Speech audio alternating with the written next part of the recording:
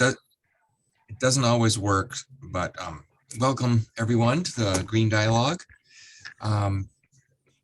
We have a couple of fun things planned today. I want to introduce Athena, who most of you know, who is a, have you officially retired? Finally retired, yeah, but I'm still doing my thing. So she's been an instructor at CMU in sociology, anthropology, and social work for over 25 years, and put some of her expertise to work in a recent series of interviews at our Green Fair. So I'm going to just hand it over to Athena to share some of the insights that she got from that, and hopefully it will spark some conversation. Great. And, I didn't prepare anything. I had prepared it in my report, which I sent over to Leroy.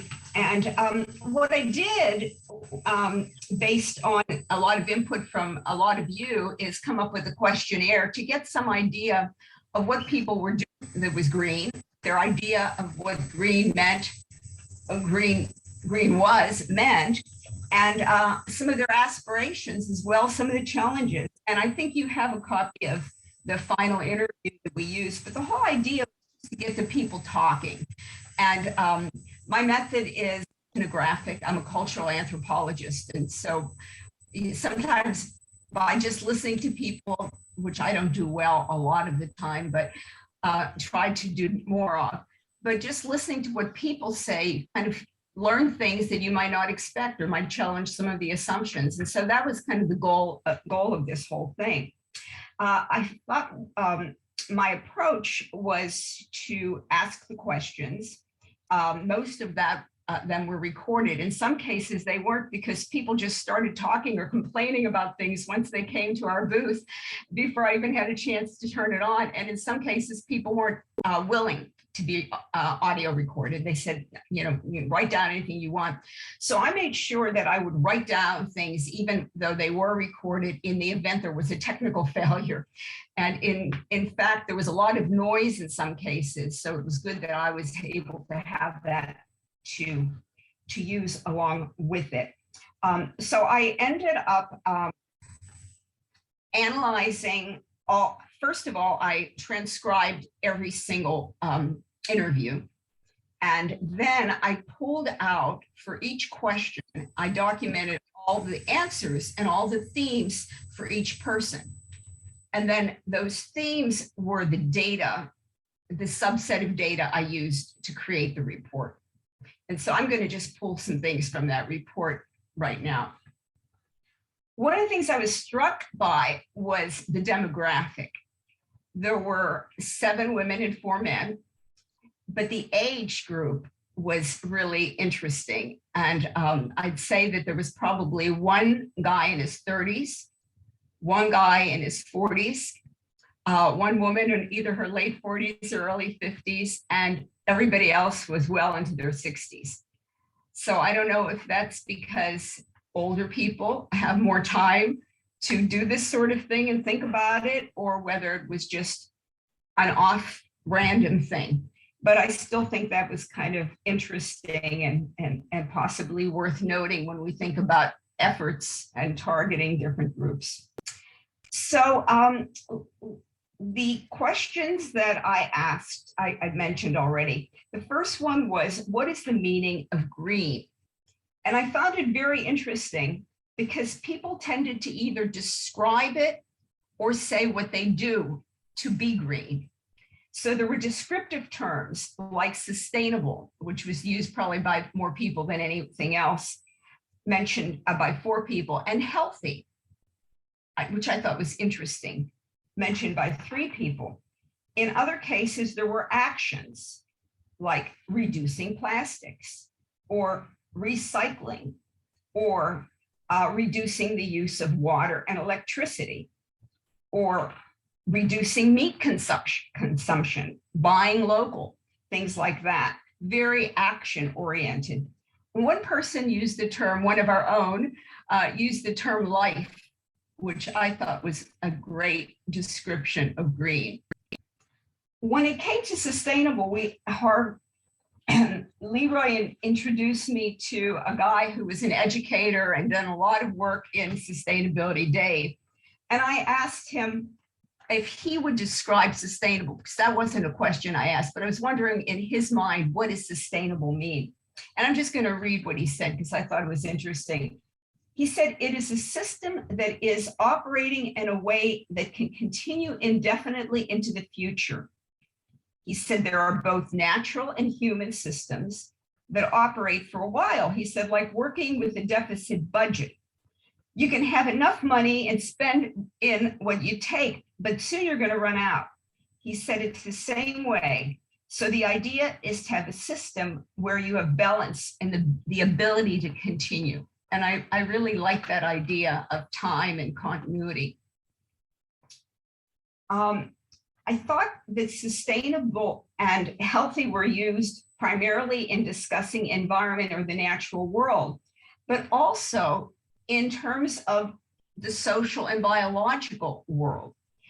In other words, people talked about human impacts and how humans impacted the environment, but then the environment in turn impacted humans. So you came full circle in terms of health.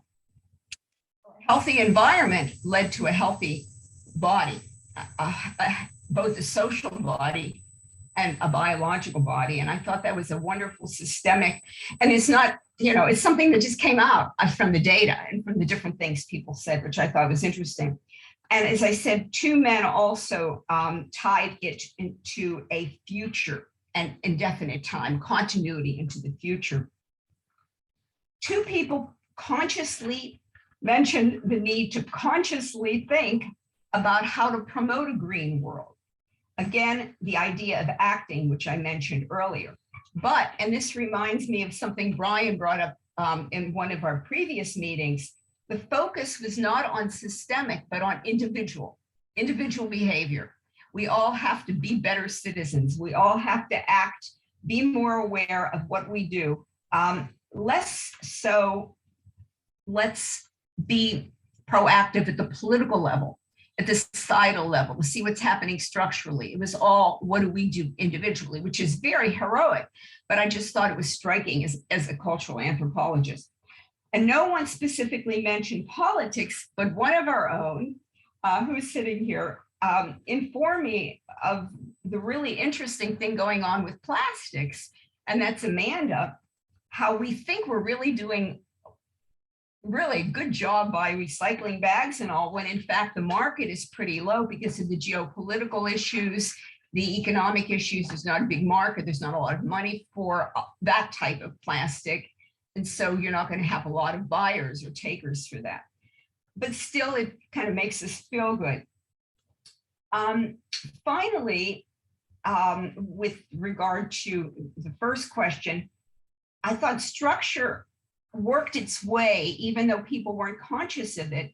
It impacted people in terms of the limited choices that they described being frustrated in having, like wanting to buy sustainable materials, sustainable cartons for eggs, for example, but being forced to buy something with plastic. In other words, we try to make good choices, but we don't create the menu that's handed to us. And that's kind of the whole structural issue. Does anybody have any questions or want to chime in before I go to the second part? Okay. Okay, the second one is, what are you doing to be green, and what are some of the challenges? Am I being too detail oriented, or is this okay? Should I keep going? This is fine. Again, highlights, surprises for you. I think you're doing great. So thank you. Okay. Okay. 4 people were really actively involved in composting individually, and also with a couple in the township's food to compost group. But the issue was always time and effort, right? And also figuring out things like how to get the animals out of your compost bin. Recycling trash was also mentioned, again, with challenges. A lot of people don't know where to recycle. Sometimes the rules are unclear. A couple people who moved into the township said the rules might be different than what they were when they from their previous community? How do they figure that out? You know, these things were not obvious, and even some things that seemed obvious to us weren't always. With regard to the food to composting group, there's work with local schools to help them sort out their trash so that they could get organic compostable wastes in an efficient manner that doesn't require pickup of all wastes together. Maybe they could pick up the non-compostable wastes once a week and do the others twice a week, and say use the money in a way that will allow them to benefit, to be more green through different options. And the other thing at the township level was the lack of availability of options. We have one compost bin, and it's only available when the market is open, and only a couple times a week, and it's not that much. So what other options are there? Hammond Farms can arrange to have pickups, but that comes through another company called My Green Michigan, and it costs money. So, that's something that we probably could look into as well.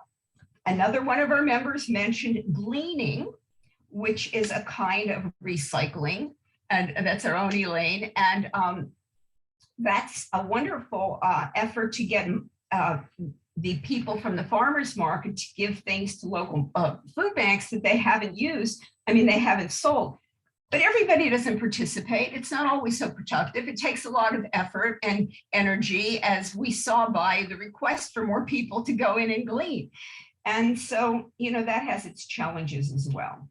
And then we have people who are actually involved in organic gardening or in a CSA, and others who are trying to do native planting. But one of the issues with that is appeasing their neighbors by making it look good, so it's manicured, but also ideally make them like it and invite them so that they want to do it too. So those are kind of two levels, not only appeasing them, but pleasing them. With regard to going green, there were also negative things that people were doing, and that is, I already mentioned, negative meaning doing against, reducing water consumption, using rainwater when possible, reducing packaging, and all of those sorts of things. A couple of women were really upset by all the pollution in their neighborhood. One had moved to a development where she doesn't take care of her lawn anymore and doesn't have control over it. And she was so upset. She had tried to reach out to the administration to bring in maintenance people who would not use chemicals. And she said, I'd finally get them to do it, and then they would quit, and I'd have to start all over again. Another woman was really angry and said, who gives them permission to ruin the earth? And she was really quite upset about her neighbors and all the developers and all of the vendors who are always polluting, their beautiful green lawns, much at the demise of some of the citizens. And this was when Leroy had that great idea of trying to make everybody more conscious by having people put signs up when they are using potentially polluting chemicals on their lawns. Alert, so that people who would never even think twice about using something like Roundup would actually notify others. And the fact that they would notify others might let them know that, why should I have to notify? Well, maybe there's something weird about my using it, rather than taking that for granted. The third thing was something green you'd like to do in the future. A couple of people mentioned wanting to educate other people about going green, but that they found either one, there was just so much lack of knowledge, or there was resistance. People didn't want to have to bother. It was almost like a political challenge that people feel around COVID. They feel around going green. Why should I do that extra effort? Climate change is not true anyhow, and why should I even bother? and yet wanting to do something to change their minds. How do you do it delicately? How do you broach that? That I thought was interesting, and a couple of people mentioned that. Also, composting, while it sounds great, isn't always such an easy thing to do. And it takes time, it takes energy, and often it seems like a lot of work, and that was could be an impediment to doing it. One woman said that she would like to drive less, but she doesn't feel safe walking because of all the pollutants. So it's damned if you do, damned if you don't. Finally, one member of our green team mentioned her desire in the future to promote green burial options, and how she's already worked with the township to create a memorial bench, a tree, and some native plantings for some of her family members. But it took a lot of energy by the township, people who were involved. She said they were very generous, but she said we could create a program with the parks. This would be wonderful because it would allow people to do something green in memory of their loved one without having to drive far away to a cemetery until we have a green burial option. The fourth thing was native plants and its challenges. And I asked people if they use native plants, and a lot of people did. Some of them buying native plants and deliberately trying to use them. Others more informally, if the plants came in with the breeze and they liked it, they would try to cultivate it in their backyard. But they also wanted to do it in a way that wouldn't offend their neighbors. Usually it would be done in the backyard. You know, so it wouldn't create an issue, because the whole idea was to encourage people, not to get them angry about being native. What I also found was two people who were new to the area had very divergent views about how green Meridian Township was. One woman who said that she was a master gardener and had a pollinator gardener and an educator was very disappointed that her neighbors used so many chemicals for their green lawns. And she said, this township just isn't green enough for me. And another guy who came in from Texas said, I just love this area. Everybody is so conscious about being green and they're doing so much. So I guess it depends on where you start in terms of what you find and how you interpret it. So there seemed to be, at least from the people who spoke to me, considerable interest in green activities.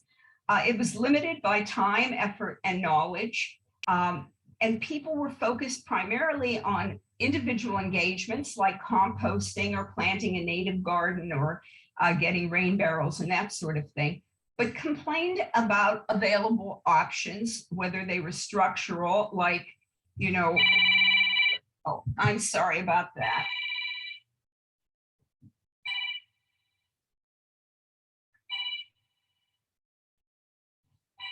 Oh, dear.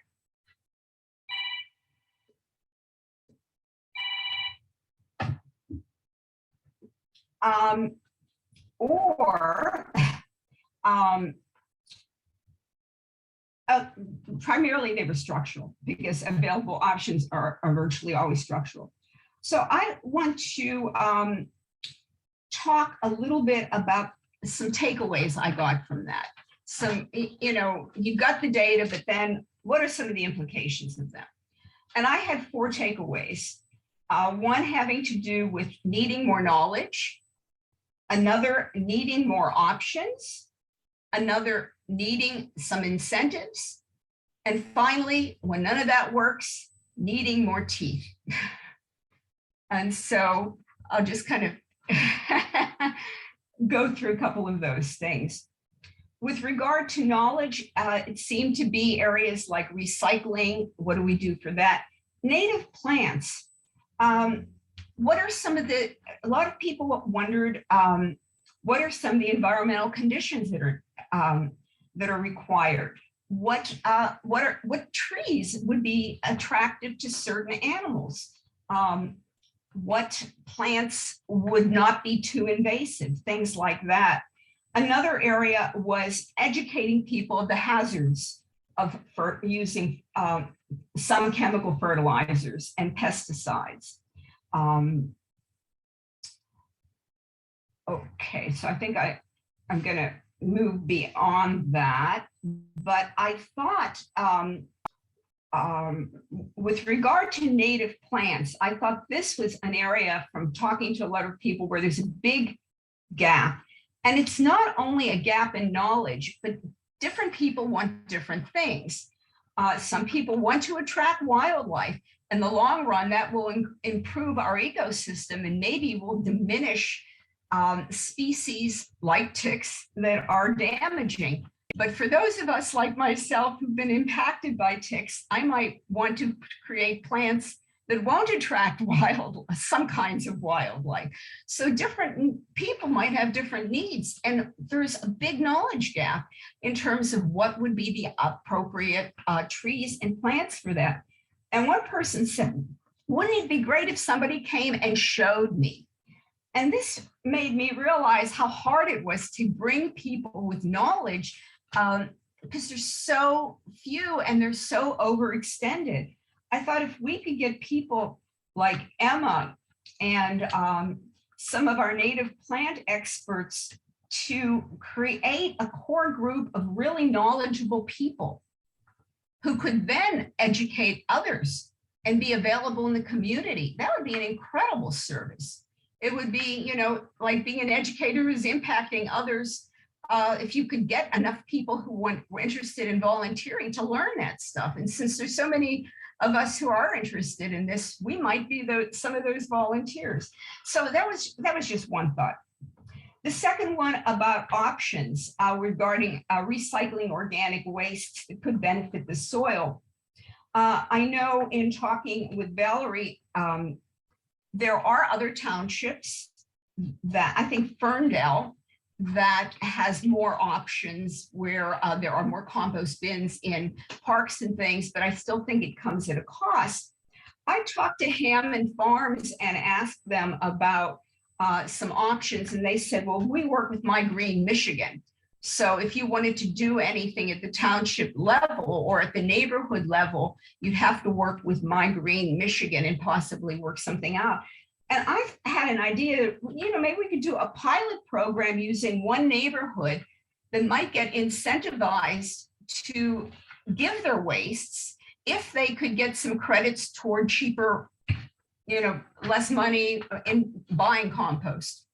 If you could get something for giving something, it might be worth the extra effort to try to pay the extra money and give your wastes up because you can get some really good compost back and not have to create it yourself.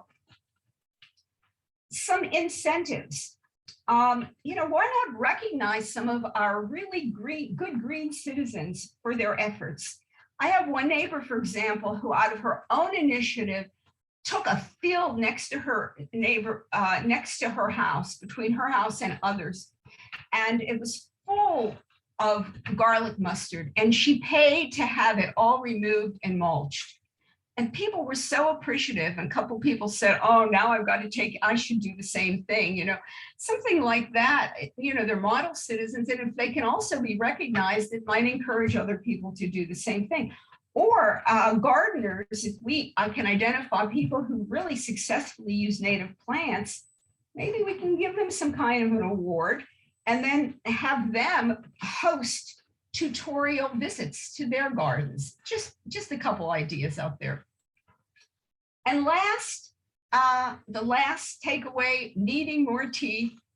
If education about hazards, for example, of chemical inputs doesn't work,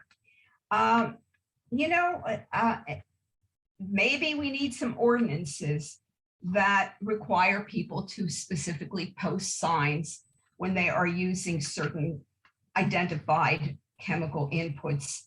And it might not only trigger awareness of others and inform them, but also encourage them to have more green choices in the future. So that's kind of it. I also have, a kind of a report where I identify various themes, as I said, that came out of it, but those themes were used to generalize this final report. So there you have it. It was fun. I really enjoyed it. Thank you so much for that recap. That was a lot of work that went into that, I'm sure. And I'm just open it up to questions and comments. Let the dialogue begin. Thank you, Athena. I want to start. This is a great effort. As a planner, data geek, self-admitted data geek. This is cool.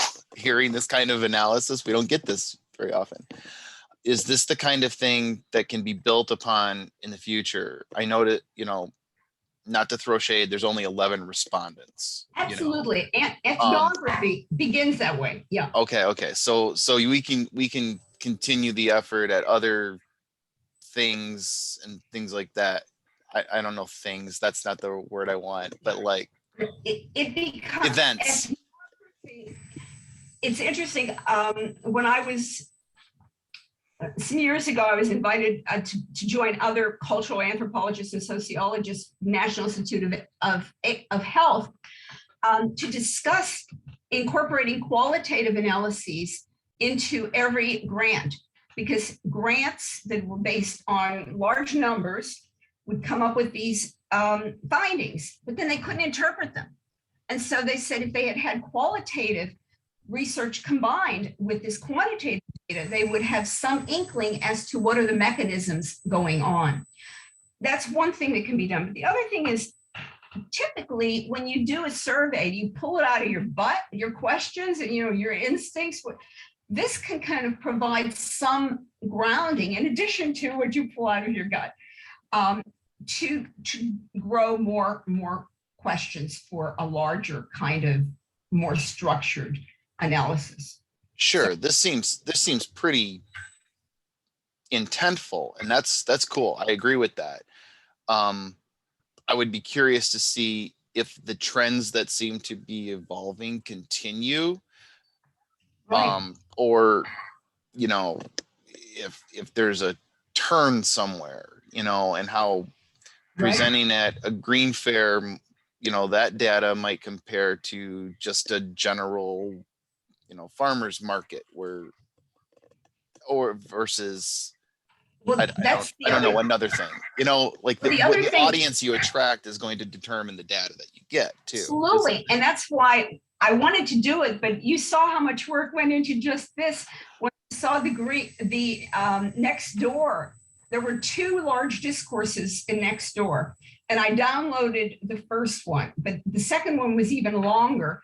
And I was in the midst of doing this, and so that is maybe more random because it brings everybody from next door. And I think that might be a really, that could be the next project after I finish some of but it would be interesting to compare some of the things that came up there with some of the things that came in this more focused. Correct. Absolutely. And if you want to work with me on that, we can do that. Longer term, I think I'd be interested. I'd be interested. First thing I've noticed is I'd have to create a Nextdoor account. But yeah, we can talk offline in the next couple of weeks, maybe about something. Maybe after Labor Day. Yeah. Is that okay? Then there's the ethics of that too, because it's public knowledge, but you want to dig into the ethics of using that as well, just to be, Well, you're not. It's still anonymous data. Like you haven't put it's still anonymous. Yeah. Bob said he hates composting. Oh, anyway, we can talk later. Yeah. I'm out. I encourage people to use the reaction hand raise if you'd like. Otherwise, whoever wants to share now, feel free. Unmute yourself. I thought it was very helpful, Athena. I thought that was, and when I was listening to you, it kind of dawned on me. Of course, the people you're talking to, it's not really the general public. It's people who are interested in agreeing, and that. But what I think makes it helpful is that you got this subset of people that have some interest, And it's real interesting to kind of see what they're talking about doing, what kind of problems they have, because that gives you some insight into, how do you help what I'll call early adopters, right? Because for a lot of these things, I think you need to think in terms of how do you get the people who are ready to kind of do the right thing? Because I think, actually you don't even need incentives early on because people do it not for money, they do it for it's the right thing to do. And you don't actually need enforcement because the reality is that unless there's a community acceptance, enforcement doesn't work because, local governments and whatever, they got more problems to worry about than whether somebody puts up a sign related to whether their lawn had hazardous chemicals. I mean, that's just the reality of it. But I do think you've kind of pinpointed some important things. One thing I think is a good concept is peer-to-peer, what I call peer-to-peer consultants. I think that works really well, which in our context basically means neighbors talking to neighbors. We did that in the solar side because we identified a few people in the township who are volunteers to be solar advisors. We haven't really got many inquiries, but still, it's a fairly easy thing to do, I think. And then, because Leroy and other kind of key people get inquiries. And if they do have an ability to kind of say, I got about a few people that are willing to kind of give you some advice. And I think he does it informally already. That I think is a strong concept because then it gets into the whole idea of, I don't know where to start, but this other person in the township would talk to the person on the phone, talk on Zoom, invite them to their home, show them the native plants. So I think that's that now. I think that's a good concept, that kind of advisors, whether it's native plants or whatever, recycling, it could be anything related to a green topic. The thing about incentive, John, is not to incentivize people who are already doing it, but to point them out so people see that this is a really laudable thing and remind them that, because there's a lot of need out there, maybe I ought to do that too. Or maybe, as this one fellow said, I should be doing something. I should be cleaning my field from all the, so it's really more for others than for the good citizen.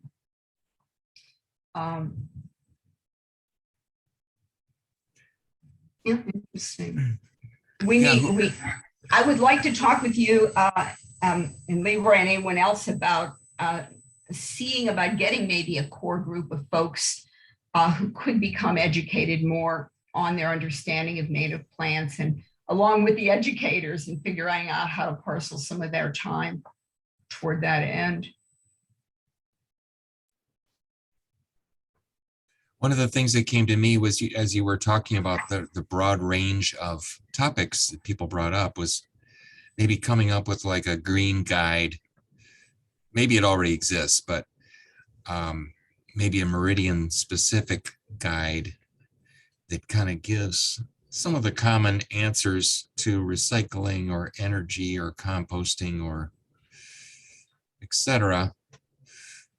Could also include resource people like John was suggesting, but and it could also be on the web, or it could be something that's organic and grows as people suggest additional resources, but kind of for more broadly than just and more specific than just a green site or an energy site or a recycling page, etc. So one thing I forgot to mention that I thought was interesting is the number of people who complained about composting. I know that Elaine has become a master at it, but a lot of people say, I just don't know what to do with this. I've been struggling with this for years, and there might be some YouTube videos that have people suggesting things to do. We could link them up to existing materials as well on something like that. Who else has insights or comments? I want to thank Graham for joining us. He has a meeting. He had a meeting scheduled. Maybe it's changed, but thanks for tuning in, Graham. Yeah, hi everybody. I like all the information about the data. I wanted to comment that I'm starting a project for my graduate program. It's a capstone project, and I'm not totally sure what I want to be working on, but possibly something like a survey design could be in the future, and I would be happy to maybe collaborate with people on that if it's going to be something that's going to lead to some local level change. But again, I'm not totally sure what the requirements are for the capstone, but I can always get back to anyone that's involved in the survey if that's a possibility. So Terrific. yeah, pleasure to be here with you guys. Thank you. Awesome. Thank you for tuning in. I think Elaine and Sarah had questions or comments. Oh, I just wanted to mention something about composting, Athena. You said people were struggling with how to do it. The people who were struggling didn't want to deal with big compost bins. They wanted to figure out how they could use their waste and kind of put it in a hole or somewhere in the garden. People do that, just, till it over. A lot of people do that, just fill in a trench and cover it with dirt to try to minimize the animals digging into it. I find that I've got so many animals in my yard that I have an actual composter container that's got a lid that snaps on, but the animals found a way early on to tunnel under it, knock it over, flip the lid off whenever I tried to secure it. So now it's, I've got womanized timbers around the base and they don't tunnel under it anymore. I've got it tied up to a chicken wire corral where I put extra leaves so they can't knock it over. And I've had to bungee the lid, not just one way, but both ways across so they can't get the lid off. That's why I called you a master. People I was talking with said, I just don't want to deal with that. I just want to be able to go in and put it in the ground without worrying about animals coming in. Oh boy. Well, unfortunately, I saw one video that the animals actually aerate. The rats come in and they aerate, so it maybe add some manure, so maybe it's not so bad, even though culturally it may be really unpleasant to have rats in our background. Well, and there's all kinds of resources from the MSU Extension. Really? Of course, they have all manner of resources. There's no end to composting help from that source and many other sources. Composting for dummies, I think, is the sort of thing that might be a kind of an initial approach. I don't know as we have a master composter program in the county. I've not seen it, but I did do a course when I lived in Macomb County years ago. And we actually, you have to get service hours to maintain that credential. So we had actually a compost site at our farmers market. So the master composters would take shifts at the farmers market to handle the compost there. And that's one way to get your hours. So we don't have it'd be nice to have a program like that here. Yeah, we should start that, especially since we have a compost bin sale starting at the market on August 27th, I think. That's a great idea.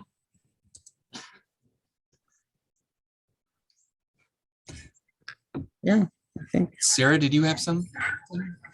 So I always think the discussion and the questions and the wondering and how to handle lawn spraying and tree spraying is it's a difficult discussion to have because, you know, I try to limit what I put on my lawn, but I don't completely not do it. And then I've had this tree that I have had no issues with until 2 years ago.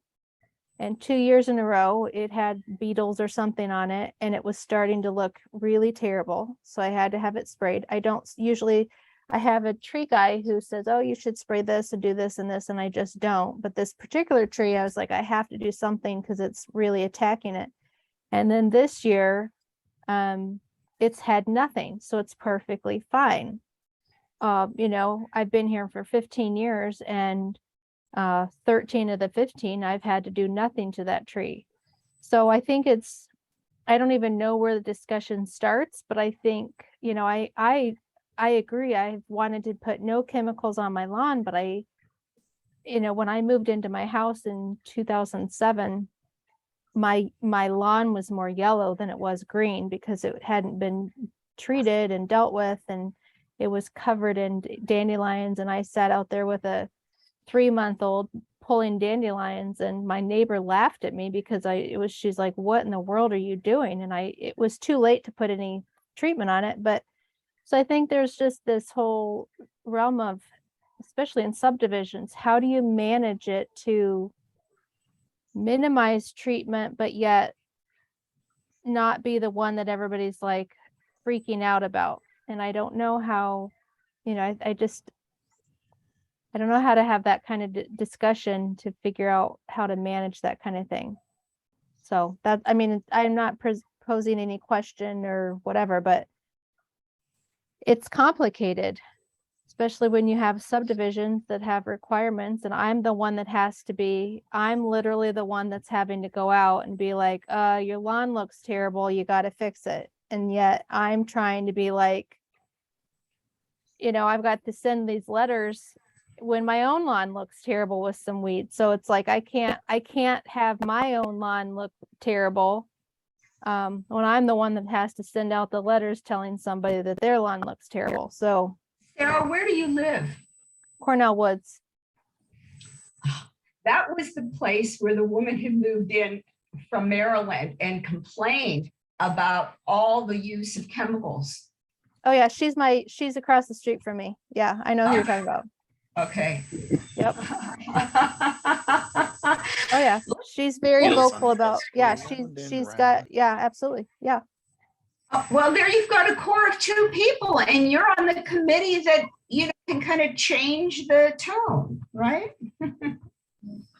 No, because I have to be careful because it's being recorded. I have another neighbor who is very, very adamant about not having weeds, you know.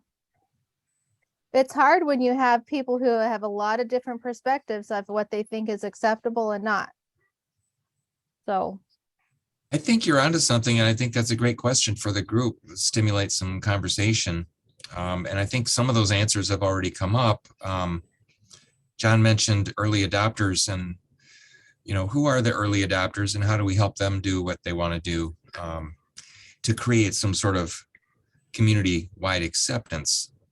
I know in our neighborhood, I'm probably got the messiest lawn in Southeast Marble, but there's a sign that says it's a certified landscape, which has helped early on. mm-hmm. It's also been there a while, so there's some acceptance, but I've never been bullied by the lawn police. I feel myself kind of lucky on that. But now there are dozens and dozens of alternative landscapes in my neighborhood, which just seen the change over the last 2 or 3 decades. Wow. I know Elaine was saying the same thing, that she hasn't had too much problems with her neighbors. I mean, you can actually cultivate dandelions, right? Well, I think I'm pretty lucky. My husband was one of these people that felt the need to spray the chemicals on the lawn. Now, he passed 7 years ago. So for the past, I did it the year after he died. And then I said, no, I'm not doing this anymore. So for the past 6 years, I haven't treated the lawn at all. And I'm noticing wonderful things happening in my yard. I've got bunches and bunches of clover. I've got really scads of those wild strawberries are taking over in another section. These are low growing things that are, not observable from the distance, and they're mostly in my backyard. And I've got this myrtle that's taken over in other areas. And in the front, it largely looks like mostly grass. Sure, it's crabgrass and all kinds of grass, but lots of dandelions, which I love. And so I mow it high in the spring so that I'm going over I'm not taking down the dandelions. I'm just taking down the highest stuff so that it looks sort of managed. And then all I do is mow it, and I mulch when I mow, and I don't collect the grass clippings, never have. And it's green and it looks good. And I don't never water it, never treat it. I just mow it. I'm the same way. And it works for me and I live in a 50s neighborhood. So we're not a designer neighborhood that has to be manicured and all that. We don't. I stick out very like few people have that standard here. So I think we should sign Elaine up for their first green mentor peer-to-peer consultant. Oh boy. Yay. Well, I think oftentimes, I really think it would be helpful to be able to see pictures and be able to post and share pictures of this. If you do this, this is what it can look like, so that because oftentimes people don't want to even try because they're nervous about what something's going to look like if they let it go, without dandelion spray or whatever. So I think, well, and I saw another one, and I have to remember where it was the other day. And I was like, there's another one. They don't have grass. It's all native plants in the whole yard. So, and, I think a lot of times it's all about, and I've said it before, when it looks intentional, which is probably what Leroy, yours looks like, then it's not as big of a problem. But when it doesn't look intentional, it looks terrible. I had somebody brought me home the other day because my car wasn't working, and she drove by the house, the one that I have to send a letter to, and she goes, "Oh, that one looks abandoned." And I'm like, it's not intentional. The high weeds are not, it's just because they're not taking care of them. So when it is intentional, I think it's much more obvious, and then it's not such a nuisance. It's a good idea. The idea of taking pictures and showing, because I think you're right. I think there's a lot of fear. I felt really awful because I was eating the dandelions last year because I think they're a delicacy. I like the bitter greens. And they found that it might be a treatment, dandelions, a treatment against long COVID. They're finding now, so they're using dandelions medicinally in some places. But this year, I looked at all my neighbors, and I finally pulled up the yellow flowers and actually made a little bouquet for myself. But it is a matter of comparing yourself with your neighbors, which, depending on your neighborhood, may or may not be a concern. Well, and I agree with my neighbor that you met. It's hard. It'd be nice to not have chemicals, but I don't know that we've figured out how to manage it or adjust. And I think that's the educational piece where we share with people so that we can try to change the way that we're used to. I wonder if we could recruit her as somebody who said she was an educator. Well, she's a master gardener. Her lawn, it's embarrassing to live across from her because hers looks so great. Yeah, it's gorgeous. Perfect person. Rather than complaining, if she could put her skills to use to kind of spread her wisdom. Yeah, they're good. plus. They're very good at it. They look Is she fabulous. retired? Mm-hmm. Yeah. Bruce and Kim, you've been pretty quiet. Do you have any comments to share with the words of wisdom? Just a note on dandelions. As a former beekeeper, they're one of the first things that bloom in the spring, and pollinators kind of depend on those things to get going in the springtime. So I always leave them. It boggles my mind sometimes just the efforts that people go through to remove those from their lawn. And in the dry summer that we had, most of my front lawn, the grass actually turned brown. The only thing that was green was the weeds. So I had a green lawn, but none of it was grass.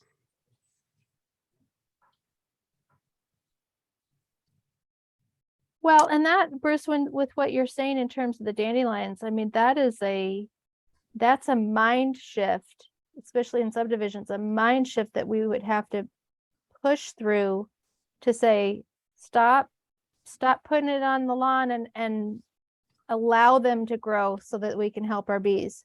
I have cucumbers, or at least I planted them, and I've got the big plants, but I have next to nothing on them. And I have somebody, a church friend up north, who says I don't have a whole lot of cucumbers, and he's a great gardener. And I said, what's up? And he goes, I think it's the lack of bees. I've got the flowers on them, but they just don't have anything growing. And I was like, oh, okay. He's got the same issue, but that's what he says it is the lack of bees. So that would be a matter of working on encouraging the community to be okay with dandelions. Our folks on our staff who the lawn police have, I think, been a lot more tolerant in the last few years, especially if there's some of the native plants look intentional. I love Bob's advice of starting small.